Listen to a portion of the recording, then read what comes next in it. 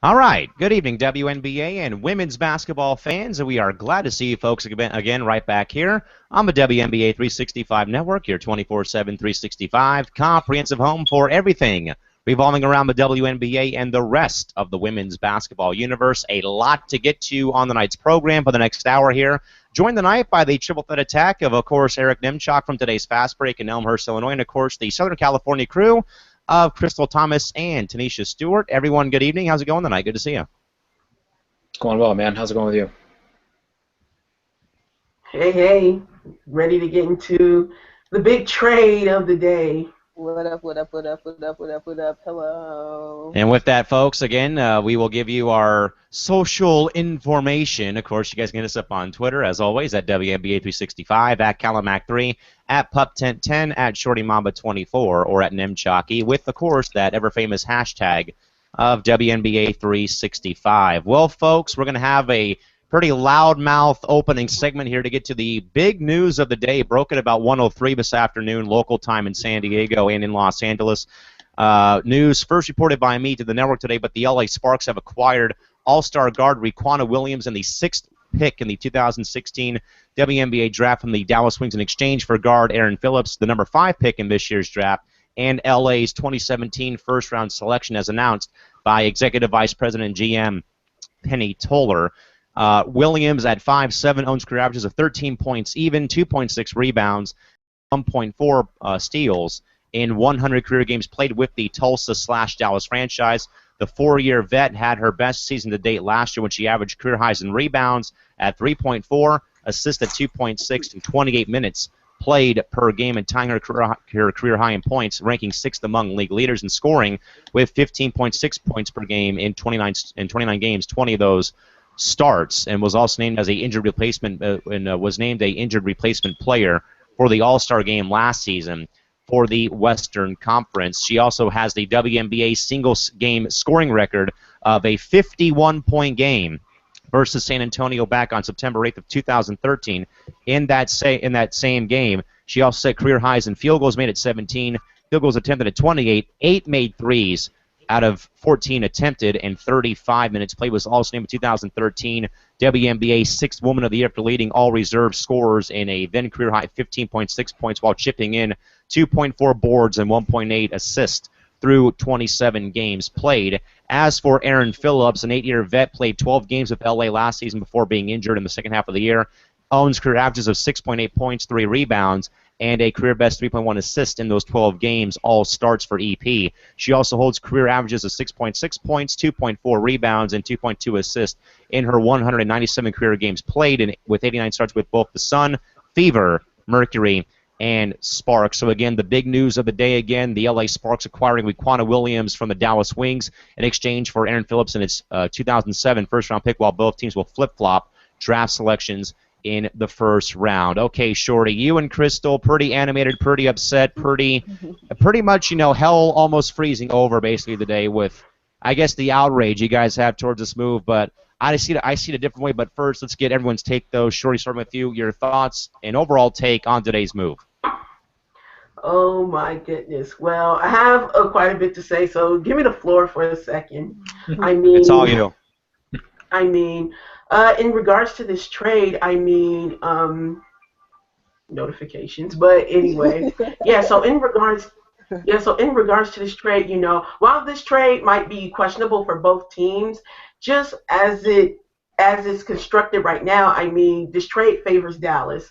I mean, with this trade, they get a veteran proven leader in Aaron Phillips, who can, do so many things. She has championship experience that she can provide to the Wings, and also she can also be used in a 3-guard lineup with her, Diggins, and Sims if they want to, play small ball. So that's an advantage for them. And also for the Wings, they move up in the draft spot for this year, acquiring Los Angeles 5th overall pick, and also have they can acquire some talent for the future with Los Angeles first-round pick. So that's a very sweet deal for them. But for Los Angeles, in my opinion, being a Sparks fan, it is questionable because, in my mind, I'm not questioning, Raquana Williams' talents, because from what we all seeing, I mean, she is one of the top scorers in the game.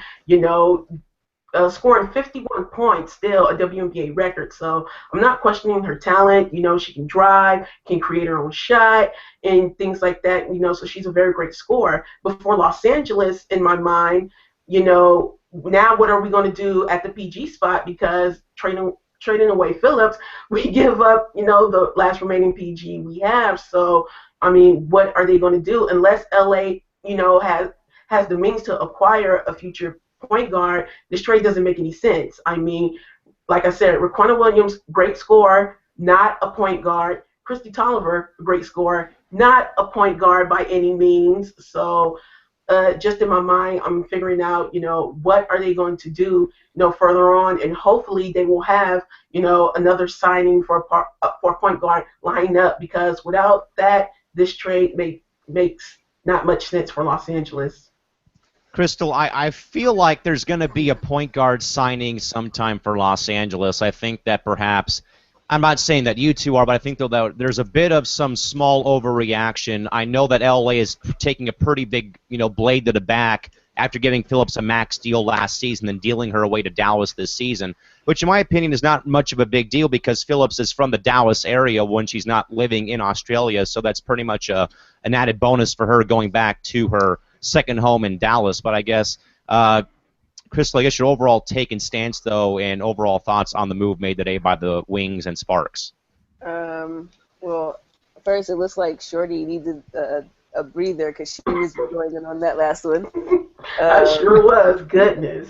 I don't think that was a good trade, especially like Shorty said. I mean, now LA is without a point guard.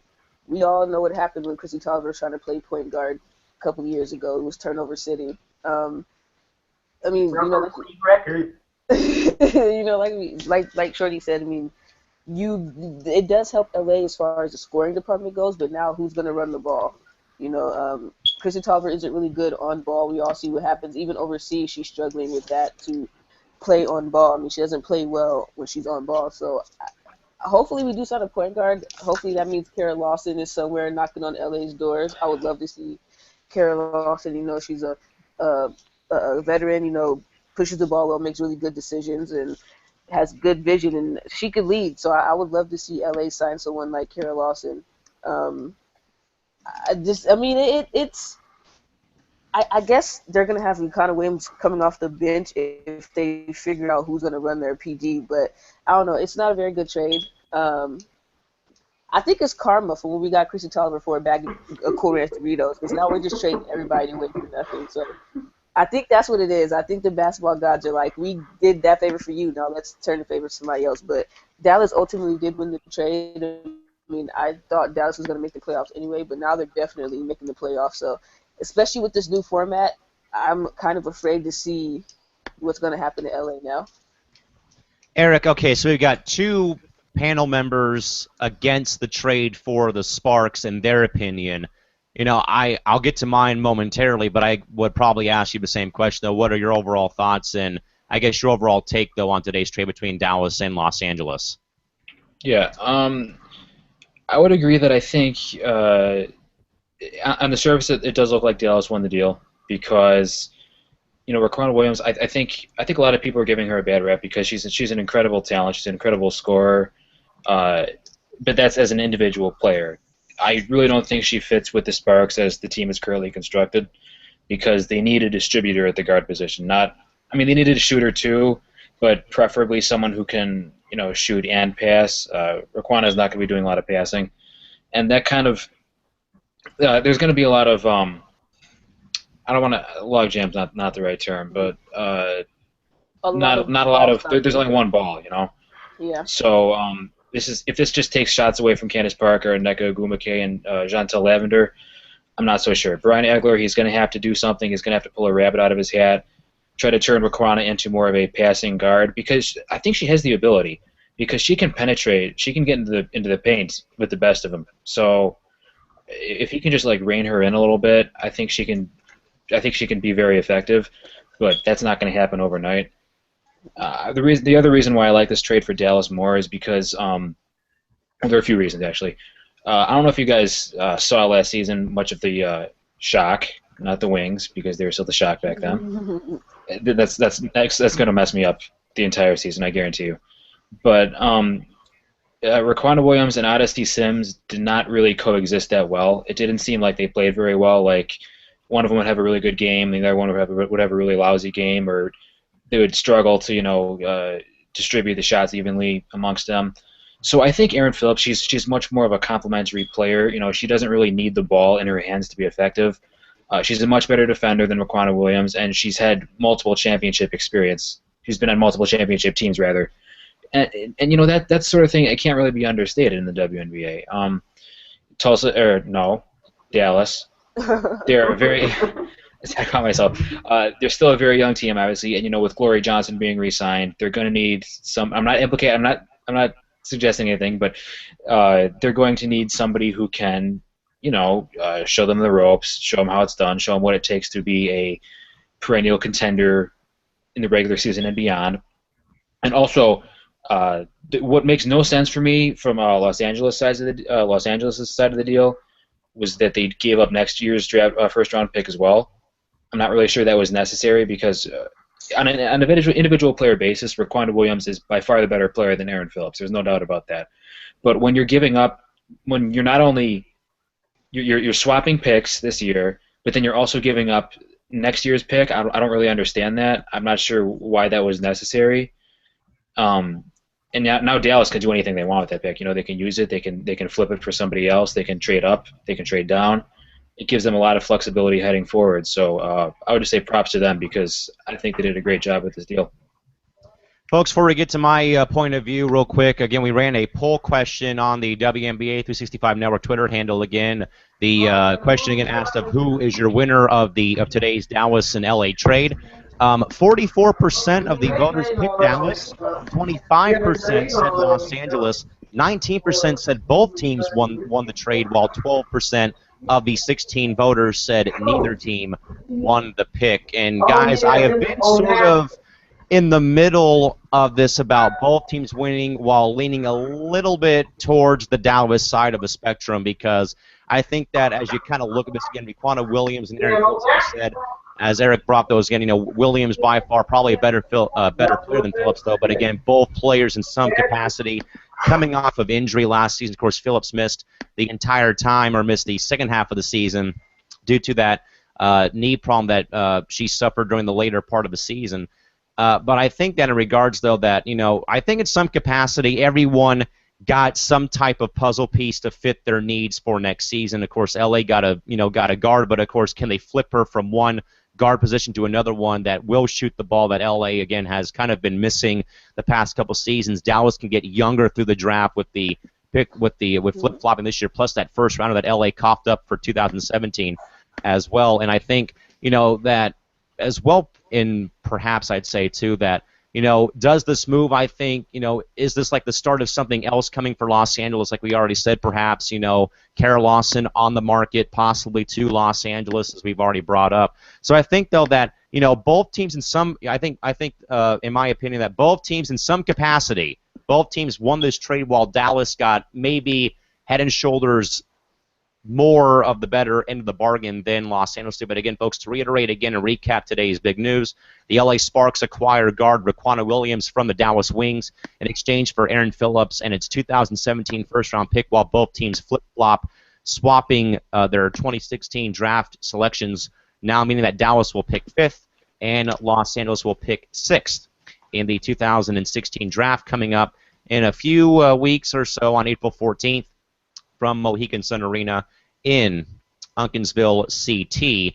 And I guess, Shorty, now that we have this done in place with both teams flip-flopping each other, flip-flopping picks, so I guess, at this point, what does, the draft, I guess, what is your, pre-draft option, I guess, for both Dallas and LA now at 5 and 6, although they both have flip-flopped, and I guess, now that you've seen this happen, I guess, who do both teams probably, in your mind, pick for that 5 and 6 spot in the draft, with Dallas being 5 and, of course, LA now being 6 with today's trade? What do you think and why? In my mind, as of right now, it's kind of hard to predict as far as what these two teams, because of this trade, what would they be looking for? In my mind, I'm not necessarily knowing who Dallas would pick in particular, but I know they got to go post at least. They got to go post because they pretty much got their guard situation filled up. So I'd say they go post with their number 5th pick. Now for Los Angeles, again, that will be interesting because so many names have came up just in my mentions today. So many fans were just asking, well, will Tiffany Mitchell still be there at number 6? Another name that was brought up, Ariel Powers, with the 5th pick. Of course, you got the Rachel Banham people, her fan base. Hello, everyone. They're all they're still in hopes of somehow landing her with the 6th pick at Los Angeles. So at this point, I really, don't know because I'm really unsure what LA could be looking for now in the draft with the 6th pick. But it's possible that they could still, look for another guard. Also, think they could also, pick up another post player as well. But just right now, I say possibly a post for Dallas at number 5, and then possibly a guard or a post for Los Angeles at number 6.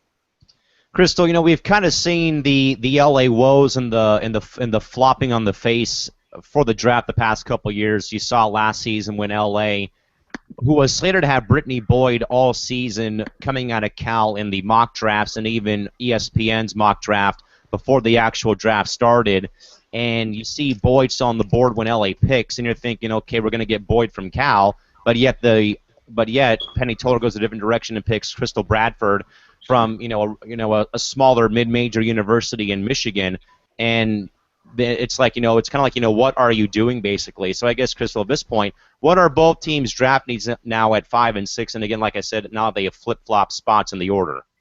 Well, for one, I just saw a ridiculous tweet that said Tiffany Mitchell wasn't a guard, so I don't know what kind of basketball that person's watching.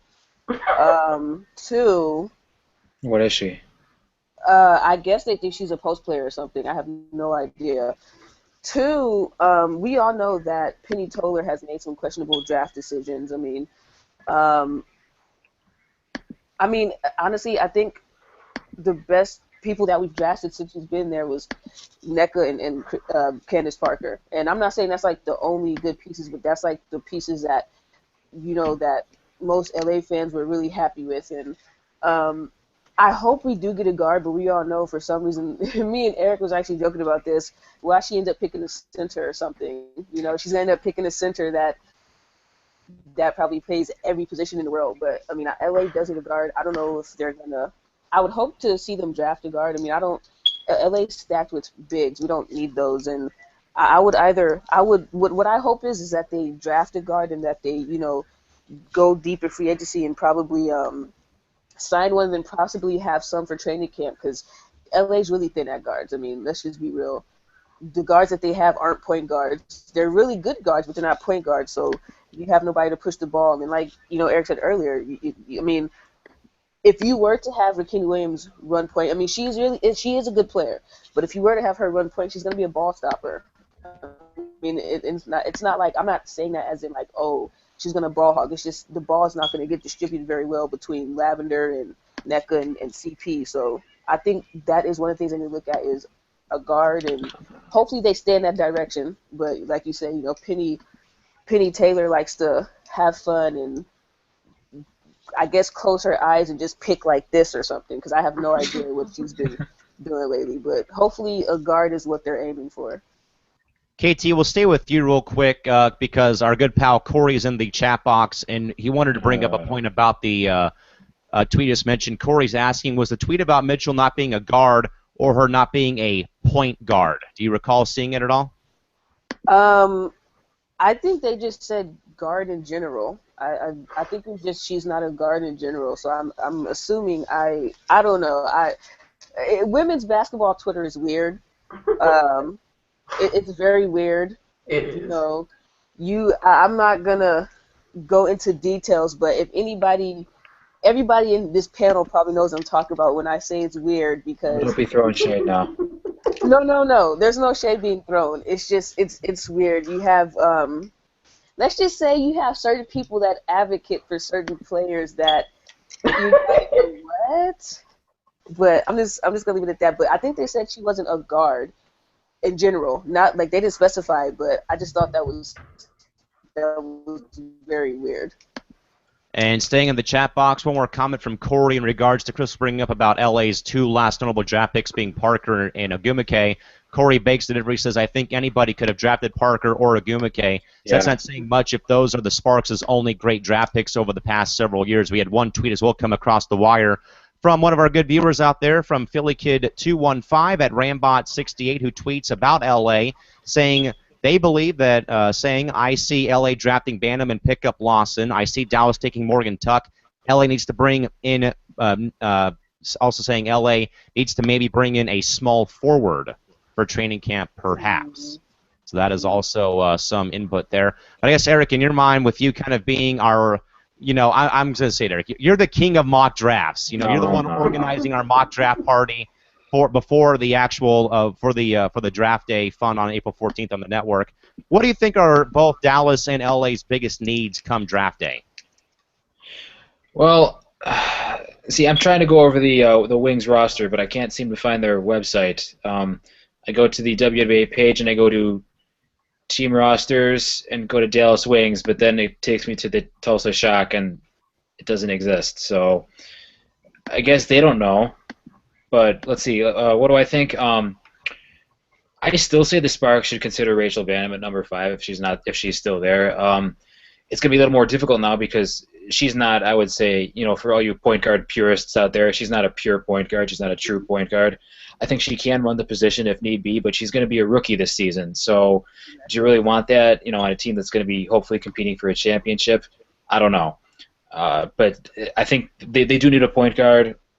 Whether it be through the draft or free agency. And as far as the Wings, see, I'm going to keep doing that. As far as the Wings go, I think I like the suggestion. I like the Morgan Tuck suggestion, but if she's not there, because I like the idea of having like a swing sort of player, like a stretch 4 who can play on the perimeter as well. I think Morgan Tuck's a good choice. I love Aerial Powers. I love her game. If she declares, I think that's a shoe-in for like a top 6 pick. But yeah, I think they could do with another wing. All right, so one more tweet to get to, folks, from our good friend in the Great White North, from T.Girl21, from at T._Girl21. She says, Penny also drafted Lavender, which was a good pick. Gotta give credit where credit is due. And staying with Eric's pal Corey in our chat box, Corey rings in to say, we need to get a shock collar for Eric for every time he calls Dallas the Shock. Oh, boy, man. Yeah, you're going to be on a short leash now there, Eric, so I guess you're under scrutiny now, looks like, buddy. That was really bad. Hey, I forgot about J-Lab. Thank you for correcting me. I knew there was another one. Yeah, there was a few there, so don't worry. We're going to move on, guys, to 2 more moves that were made today by the Atlanta Dream. Today they signed both Ariel Massengale and Sierra Burdick today to contracts. Shorty, we know that we saw Burdick for a bit, at least in the preseason with Los Angeles. Gets cut last day of training camp, goes unsigned for a bit, signs with Atlanta, has a great season to start, but then sadly has a stress fracture in her foot, along with Ariel Massengale also battling injuries. Shorty, guess in your mind, how important are these 2 players to Atlanta's long-term future after last season's pretty miserable year for ATL? I mean, the way Atlanta is looking, it looked like they might be on the same track of another miserable year, but that's another story in itself. But with these 2, players, at least for the Atlanta Dream, they have something to look forward to for the future.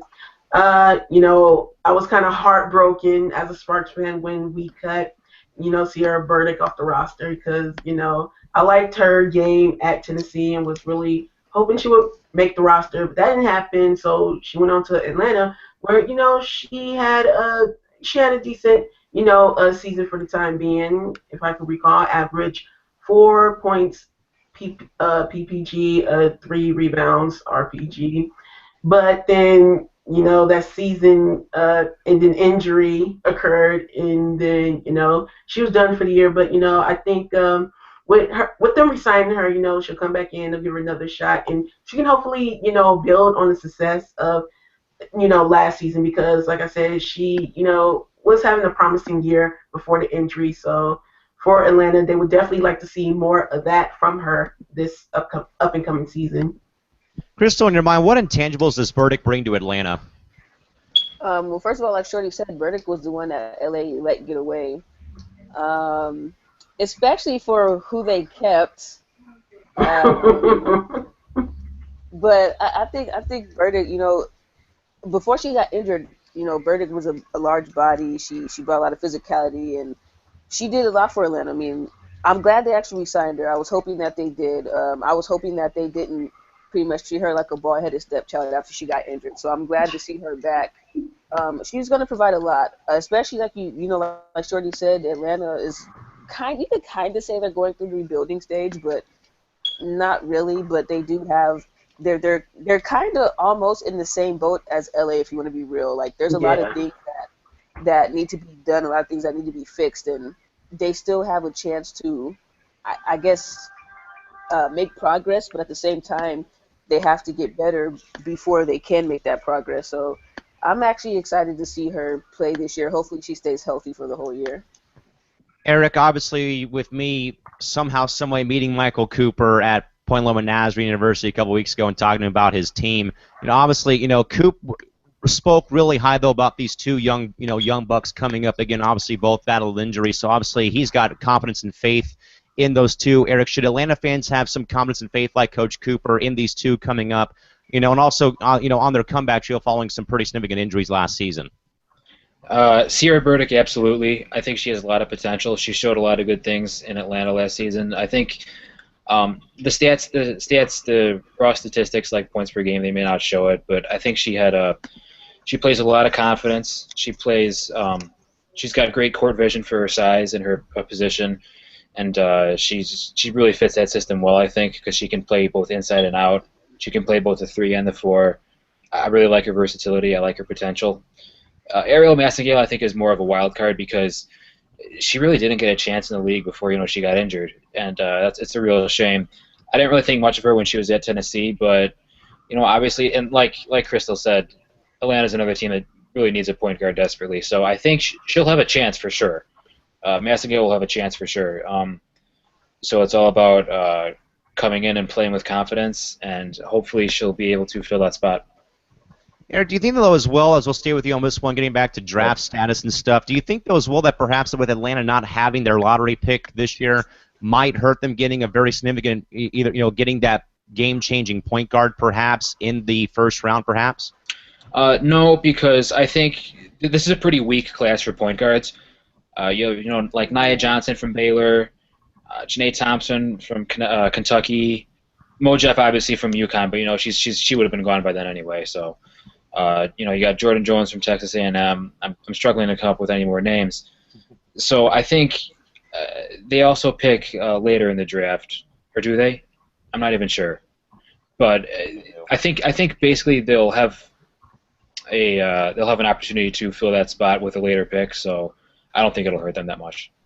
Crystal, we'll kind of go in inverse order here now. Do you think so? Obviously, with Atlanta not having a first-round pick and perhaps somewhere a second or third rounder later on, but I guess, Crystal, I'd ask, though, if they don't have a pick somewhere along the lines, and I believe they do, but I think we're probably wrong, though, but I think that they do have a pick somewhere lined up in the draft order in rounds 2 or 3. But I guess if they don't take the guard in the draft, Crystal, will they probably consider someone on the scrap heap on free agency to kind of fill the void for the time being, perhaps? What do you think and why? One guard's name you forgot, Eric, was Naira Fields, but I won't hold that against you. Yeah, she's in. But He doesn't pass a lot. Well, yeah, but I mean, I think they need to stay with the guards, though. I don't think they should go into the post area. I mean, that area is pretty filled up. I mean, they do have Shoni Schimmel, but they're gonna need a bench guard. I mean, Shoni Schimmel's good. She passes the ball amazingly well. I think she's one of the best passing guards in the league right now. But you're still gonna need another guard. I mean, Shoni Schimmel is still working on the game. We don't know how well of in shape Shoni Schimmel will be. I mean, we were all kind of surprised when we saw her step into the league last year, and she was bigger than what she was. But I think they need to stay with the guards. I don't think they should go in the area of post and centers and stuff. I think all those positions are filled. So they should either draft a guard or look deep into free agency for a guard that's available. As long as it's not Kara Lawson, because LA needs her. Shorty, do you think that if Atlanta does not hit a home run in the draft, that they do go on and get a guard to fill that void via free agency in your mind? Yes, I just got through looking at the WNBA mock draft. So the Atlanta Dream does own Yeah, the number 11. 11th, overall pick from the Big Three team trade in the Sylvia Fowles deal. So yes, they do own the first round pick of this year. But yes, I mean, I'm pretty sure the draft will be an option. But of course, like it was previously brought up, they're going to definitely be scouting free agency first. I do feel like, as Crystal brought up, they will, take a peek at Kara Lawson to see if they can lure her there at least. If somehow LA gives her the better deal, which I'm hoping, then yeah, they'll have to continue to look through free agency. But if not, yes, the draft will be an option. And also, I'll bring up another guard. There's Courtney Walker from Texas A&M as well. So no, they can. They have their options, but yeah, they'll definitely be scouting through free agency and the draft to hopefully look for some kind of guard help.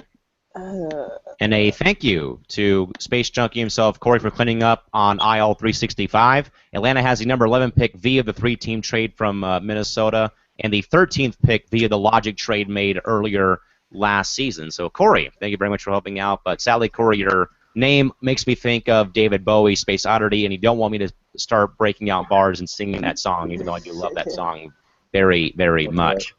With that, though, guys, moving away from the pros, but again, folks, to reiterate today's coverage of the WNBA free agency waiver wire again. Trade today between the LA Sparks and Dallas Wings, made today by both those clubs, with the Sparks receiving Raquana Williams and the number 6 pick in this year's draft, while swapping and flip-flopping Aaron Phillips and their fifth pick and next season's 2017 first-round pick to Dallas. And also signing today in the WNBA was Sierra Burdick and Ariel Massengale signing today with the Atlanta Dream, made earlier this evening as well. So again, those are once again the moves made today in the WNBA. Guys, moving to the college ranks today, some news in regards to all conference teams, but also, guys, a couple of firings today and a pretty big scandal as well, not named at University of Tennessee, going on right now. But starting off with the other news today, in regards to a rumor that I did read today as well, but cannot seem to find the story right now in the on ESPN.com or any of our other sources in regards to, I believe there was, in Crystal, we'll actually start with you here, but I believe I heard a rumor today, unconfirmed reports today, about coaches being let go at Maryland under head coach Brenda Freese due to sexual, inappropriate sexual conduct, I believe, was what I had gathered earlier this afternoon. But again, I cannot confirm nor deny that report today. That was actually made by one of our close sources today. But again, we can't confirm nor deny that report today as well. But I guess, Shorty, we'll starting off with you as I try to find some stories here. But I do know, though, as well today that the University of Arizona did let go of their women's basketball coach today after what was a pretty rough year for the Wildcats, really rough year in Pac-12 play. Obviously, I know that there's that old saying about the bigger and better team always beating the bottom feeders. But Shorty, I mean, I don't know about U of A this year, really down season in women's hoops. Any reaction or thoughts about U of A blowing out their head coach earlier today? I mean, of course, from the looks of things, they were struggling, a bit. But for, their coach, I think that, I don't know, just in my mind, they could have given him another chance. But you know how some, programs are, when you're not producing, when the coach isn't producing, they are, quickly to, just relieve that coach of their duties, regardless if it is on the coach and whether his system is, whether the coach's system is up to par or whether the players even fit, the right system within that system. So it's just a thing. It always happens every year. Coach doesn't perform or the players doesn't perform regardless. All fault goes on the coach, and then they are then relieved of their duties. You know, Crystal, you don't really find a lot of college programs that are even keel on both ends of a men and women's sport in regards to either men's and women's basketball, men's and women's soccer, whatever the case may be. And, you know, U of A, University of Arizona Crystal, has been a really, really strong men's basketball program the past few years. But it just seems like that, you know, especially now that the coach has been blown up there. Crystal, I know that the Pac-12 is like really, really tough to like can be a really tough conference to play in. But I guess obviously from the time that we have probably watched U of A play either Stanford or Oregon or whoever it may have been, I guess I'd probably ask, you know, I would probably just ask though again for your overall thoughts though again about them letting go of their head coach earlier today. Well, real quick, the story that you're referring to, he was an FIU assistant. He a long time ago worked with Brenda Freeze, and He used to be with Maryland, yeah. yeah, and he apparently, for the people who don't know, real quick before I go back to the Pac-12 question, I guess he asked one of his players for a sexual favor in return for a $600 loan of some sort. So yeah, a very weird story. Sexual harassment is never okay, especially in sports, and you start to see this more, especially with male coaches and female sports. And I just think that it's not. They should start screening these people. It's just not. It's not okay. I mean, you start to hear more stories about this every year, every season about some coach, whether it's basketball, soccer, any sport that is apparently touching on the people on the team. So I just think that's not okay. And if he did do it, I hope he gets out of there. And going back to the Pac-12 question, I actually saw that firing, but kind of like Shorty says, I mean, if a person's not producing, they're not doing what they're supposed to do. I mean, you hate to see people get fired, but it is still a job. It's still a business. I mean, if you keep showing up to work late every day, eventually your boss is going to fire you too. So, I mean, the Pac-12 has been kind of weird this year, though. It's been one of the more weirder conferences as far as, like, I guess you would say production, but at the same time, it's been pretty decent. So, I mean, I'm not really surprised, but I was. But if you're not holding up your end of the bargain, then I mean, I guess it's only right. Eric, any thoughts about today? Probably the first casualty of coaches that may be let go by season's end again, but Arizona firing their head coach today. Any thoughts at all? I think it was time. Arizona, like Crystal said, Pac-12 it's been pretty competitive, but pretty much every season you look at it, and Arizona's down at the bottom like every year, and they just can't develop the talent. They haven't been recruiting well, and that's that. It's a competitive field. You can't give them that much time. I'm not sure how long she was there for, but it was past time, I think. Yeah, absolutely. So I think we're all in favor of that. And again, probably the first of many casualties to come for firings of coaches.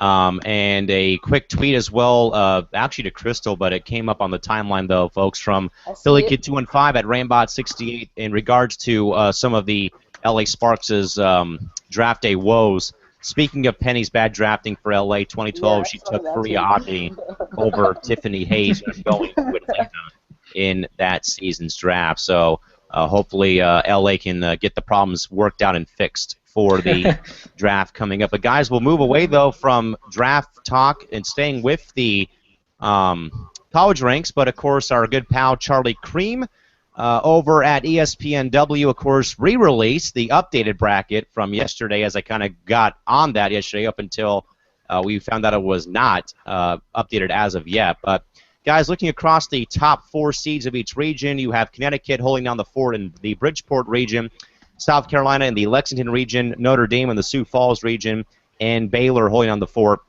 in the top 1 or the top seeds of the regions. And Baylor, by the way, top seed in the Dallas region. Number 2 seeds go as follows: Maryland, Arizona State, Oregon State, Texas.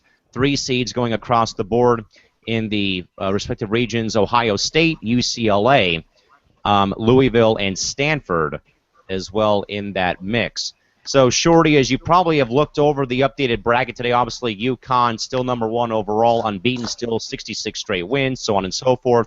Teams falling or going up, but somehow, some way, though, there's one team that really stands out to me that is somehow, some way still in this mix. That would be Tennessee, who right now in Charlie's mind is number 9, would face NC State in the Sioux Falls region in South Bend, Indiana.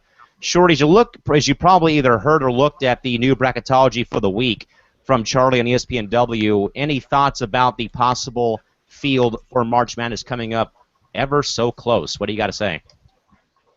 I mean, yes, I'm looking at the Sioux Falls region right now. I mean, there's been just so much debate as to whether Tennessee does deserve that seed, with all the losses that they've been piling up. But ultimately, I think they do. I think they do. They are worth that seed. But it's just, just as far as the seeds, I definitely do agree. When it comes to the top 4 major seeds in UConn, Indy, South Carolina, and Baylor, definitely agree with those being, the top 4 seeds. Everyone pretty much predicted Baylor, from the beginning, and it, eventually came true. So yeah, there's a whole lot with this bracket, but so far, I'm liking everything I'm seeing. Crystal, I think it's been kind of a recurring trend the past few years that I'm not going to say every year, but at least recently that we've seen either 3 or all 4 number 1 seeds get to the Final Four. And at least recently I can recall it happening a few times. But Crystal, I guess I'd ask though, in your mind as you look over the bracket, who's the number 1 seed more likely to get upset during the run to the Final Four in the title game in Indianapolis this year in your mind, and why? That's tough. I was gonna say anybody but UConn. That's my answer. Anybody but UConn. That's a logical answer. But you never know. Anybody can get upset. UConn almost for a little bit looked like they were about to get upset by South Florida, but anybody but UConn is my answer. I really can't go into details about it. That's gonna be my biggest answer. Anybody but UConn. Eric, of course, the tournament is open to everybody of every conference in Division I. You see a lot of new faces, kind of, sort of, in a way, or names you never heard of, like, in my case, it's seeing, Green Bay back in again, Florida Gulf Coast. As we know, they were Dunk City with their men's team a few years ago. Mercer's back in as well with the 15th spot, Montana State. A lot of, new faces you can kind of say. So I guess, Eric, if you're looking at a school like that, that's, not known very well on a, mid-majors are not really seen a lot on national television, and they play in these smaller, weaker, not a powerful conference. I guess, is there like any one team you'd probably say would kind of be, that you would kind of keep an eye on perhaps, or would be a lock to probably pull off some type of big upset early in the tournament perhaps at all? Or what do you think? A lock to pull off an upset. Well, that's kind of an oxymoron, isn't it? I'm not really sure. I do like Florida Gulf Coast because they're all about the analytics. They're all about the 3-point shots and the shots in the paint. So I like that. I like that sort of thing. Green Bay. I really like Green Bay. I like what they did in last year's tournament. I thought that was a good game for them. I'm not really sure. I don't really follow the mid-majors probably as much as I should, but I'll go with Florida Gulf Coast because I'm pretty familiar with what they try to do. They're really big on analytics, modern thinking, as far as getting the most out of the talent they have, instead of just recruiting the best possible talent and pulling a Tennessee or a Duke and then just not doing anything with it. So I like that. I can really respect that type of program because they're forward thinking. So I think I'll be pulling for them in the tournament.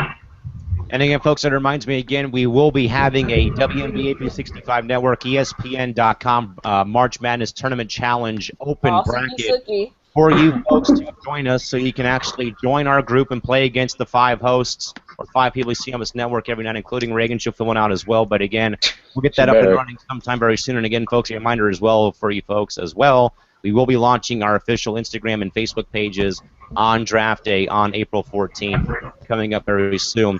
Guys, also looking at the rest of Charlie's notes on his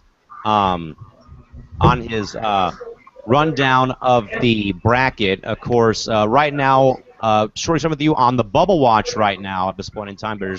We'll start with the last 4 teams in to determine the first 4 teams out. Charlie's last 4 in will be Villanova, Purdue, Auburn, and Temple. First 4 out is Duke, St. Buenaventure, and along with Minnesota and the University of Southern California, are the first 4 out in his list of teams. So, Shorty, with the first 4 in, or last 4 in, yeah, Villanova, Purdue, Auburn, and Temple have, they've always been, pretty much either average or they've always been a really good women's basketball team or program. So I guess, Shorty, out of those 4 teams, again, that's Nova, Purdue, Auburn, and Temple, who's probably more likely to get into the tournament in Big Dance than everyone else? I think I would probably say, who do you think is more likely to get in, from that list?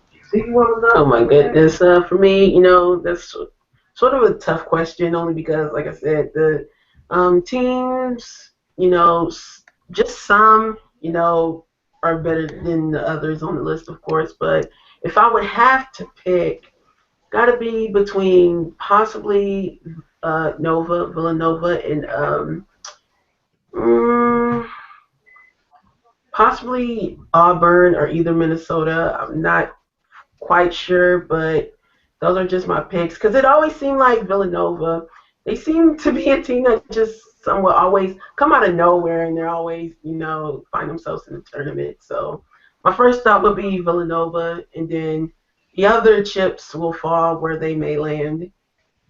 Crystal, what do you think, again, out of that 4-team list again, for last 4 teams that will make it into the bracket somewhere, Nova, Purdue, Auburn, Temple, which one of those teams in your mind will get into the Big Dance somewhere in your mind? I'm going to have to go with probably Villanova, but they always disappoint every time they get there. They really do. I don't think. Yeah, I kind of don't want to say Villanova, but that's what I'm going to go with. But I don't know if they're going to make it. I mean, they're on the bubble, but I think their bubble's about to burst. I don't think they're going to get in. So we'll see. Eric, what do you think out of those 4 again? You've got Villanova, Purdue, Auburn, and Temple. 2 of the panel members have said Villanova, even though they seem to disappoint. Who do you think, though, and why? Let's see here. I'm going to go with Auburn. Because I think, they played a tougher conference, and I think they're going to get the respect for that. And they've also improved really a great deal compared to last year. You could say the same about Purdue as well, but the Big Ten, not as strong of a conference. Auburn, I think they really took a huge step this season because they were kind of the SEC's punching bag last year. But they had some statement games this year, so I think they're going to get into the tournament. And Eric, we'll stay with you real quick because your good pal and one of our good pals, Steve Rice from Women's Basketball Daily, chimes in again on another show. He's asking Eric, who's got a couple of Sweet 16 Cinderella picks? He's going with Albany and Brigham Young University. What about you? Sweet 16. Let's see. I'd have to look at this a little longer. BYU, that's interesting. I know Steve likes Lexi Rydalk from BYU, so that's that pick doesn't surprise me from him. But let's see here. I'm looking at the bracket now. Maybe possibly West Virginia. I think Bria Holmes is the type of player who you can kind of lean on during crunch time. And I think being a senior, she's really taken a big step this year, and that's a possible upset in that region. As far as the other ones go, that question kind of caught me off guard here because I just pulled this up. Steve loves putting you on the spot, Eric. He was putting me on the spot. I like Oklahoma State too. I like OK State. I love Brittany Martin as a prospect, WNBA draft prospect. They've got some nice pieces. They're well coached. They're in the same region as the Beavers down there, but keep in mind the Beavers have disappointed lately since they kind of broke out last season.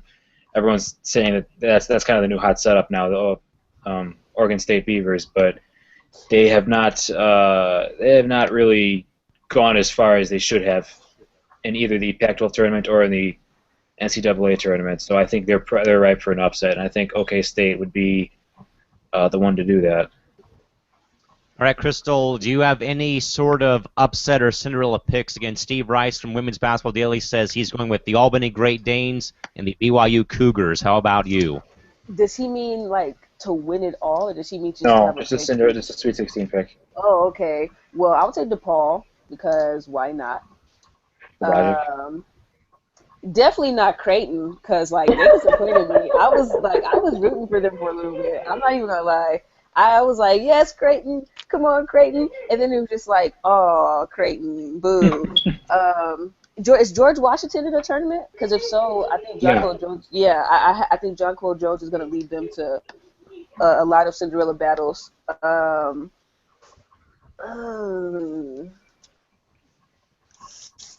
Uh, I just my mind is drawing a blank right now. I mean, I'm there's a few, but I mean, those two are the ones that I'm really looking forward to: DePaul and George Washington.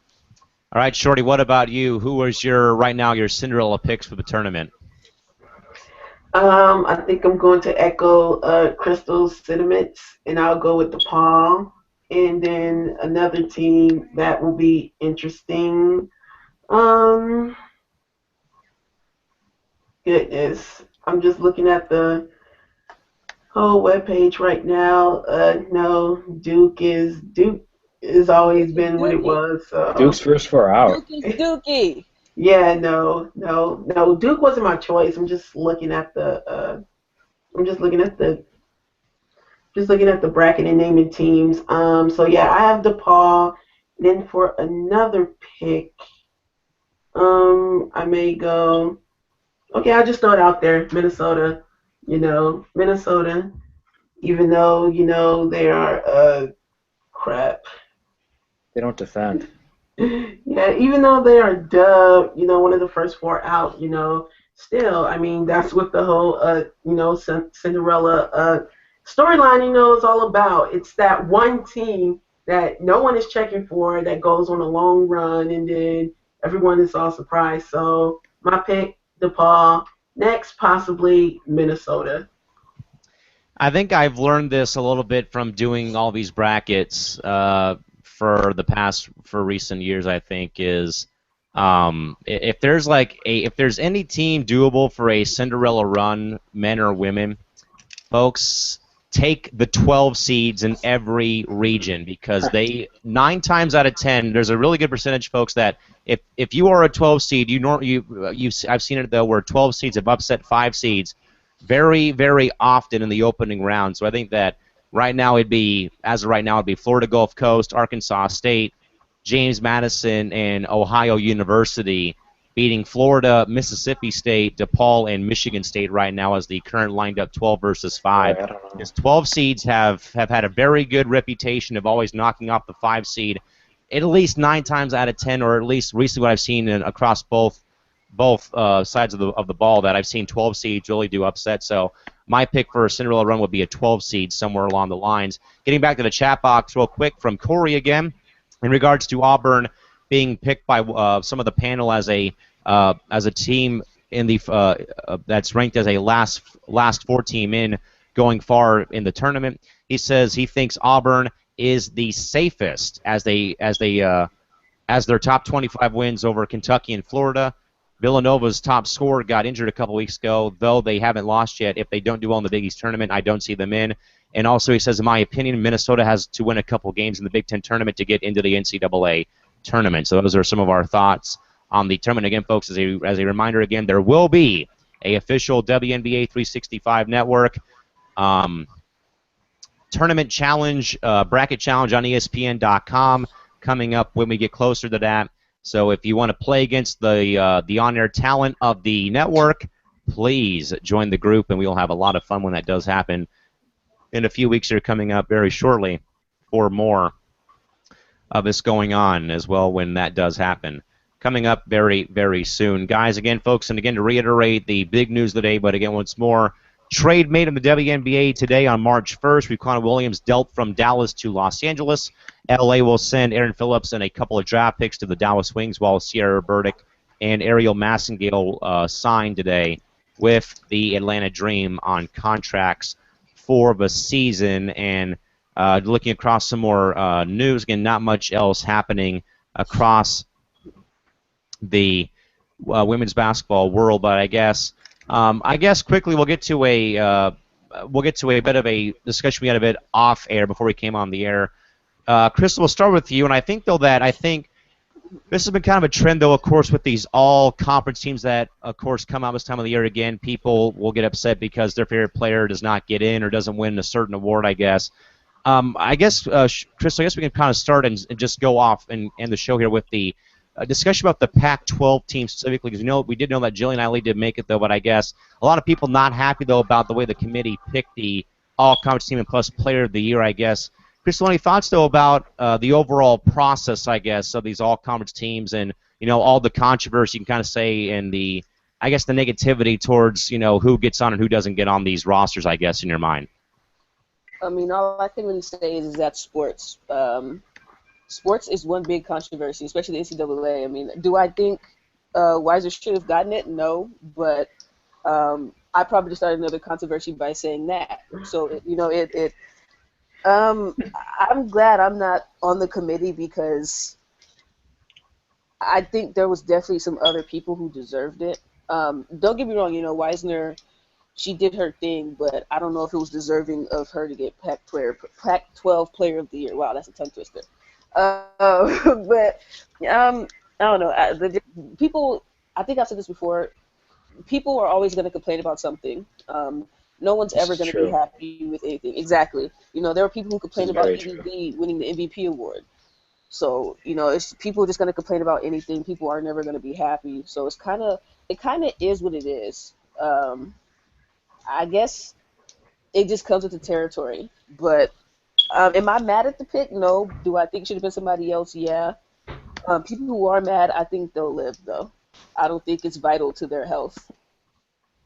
Shorty, I can kind of vouch for being on the wrong end of a all-conference or all-league team when I was snubbed from the top team to the second team for all San Diego City Conference Central League team, even though I was team MVP and led the offense in every offensive category for baseball, and I felt snubbed that way. But I guess, Shorty, I probably asked the same thing, though, in regards to what I asked Crystal, though, as I guess, your thoughts, though, again, about the lashing out of negativity towards the selection for some of these all-conference teams in your mind? Just in my mind right now, sorry for the quick disturbance, but yeah, I just overall, think that Julian Eileen was robbed, basically.